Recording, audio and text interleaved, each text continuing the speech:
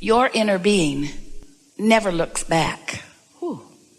Your inner being never looks back, even if there are delightful things back there. Because there are so many delightful things in your present, and potentially even more delightful things. Your inner being is always and only, always and only, always and only, always and only looking forward. Your inner being, eyes, felt that? Eyes are between where you stand and whatever you're doing vibrationally and what's in your vortex and what you're being called to. Always eyes there, never looking back. So when you look back for any reason, you run the risk. We don't like that word very much, but it really is the most applicable word here. You run the risk of activating vibrations that are denser or more resistant. That's why we don't spend a lot of time. Now it's not so important, but you know how when you're with your children and they wanted to do something and you knew there wasn't time for it, you tried to distract them so that they didn't look there. Well, your inner being is distracting you from what's back there, because that's really old news. What's manifesting right now, as far as your inner being is concerned, is old news, because it's vibration that's already come to a manifestation. Every moment is a manifestation. Every moment is a manifestation. What you're seeing and hearing and smelling and tasting and touching, that's manifested, because now you are interpreting it with your most leading edge interpreters of energy. So once you're seeing it and hearing it and smelling it and tasting it and touching it, the work has already been done and you are viewing the results. It's like taking the cake out of the oven. It's done.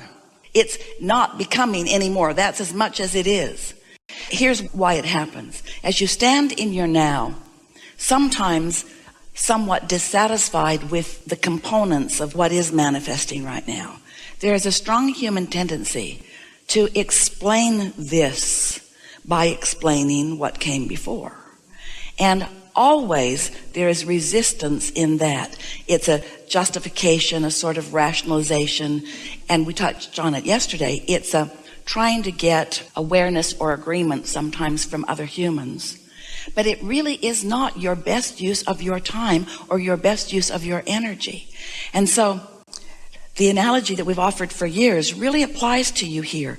When you're going 100 miles an hour and you look back, or you hit a tree because you've looked back, it's a bigger deal than if you're going 5 miles an hour when you have resistance. And so because your energy is moving so fast, and because there's so much in your vortex, and because you've touched so much of it and you know so much, we really want to encourage you to spend less time analyzing things and just more time romping and laughing with your friends, knowing that whatever's happening, whatever you need to know, is going to be stirred up. You don't have to go looking for the trouble. If there's something that you would benefit from stirring up, you'll find it, but don't go looking for it to try to weed it out. Does the density from before, like you're speaking about, if you turned and looked back, does that density get cleared by looking forward? Yes, because it gets cleared in the same way that when you tune your dial to the station you want, all other stations are cleared.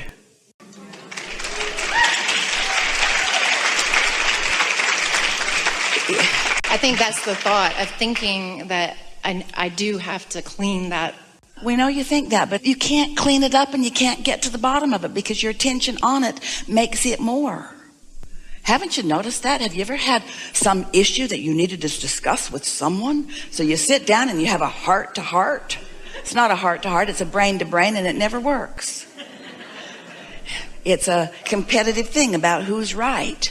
And the conversation might come to an end because you're exhausted, but it never comes to a resolution. It's just, let's table this for later. After we've eaten, we have more energy to fight with each other.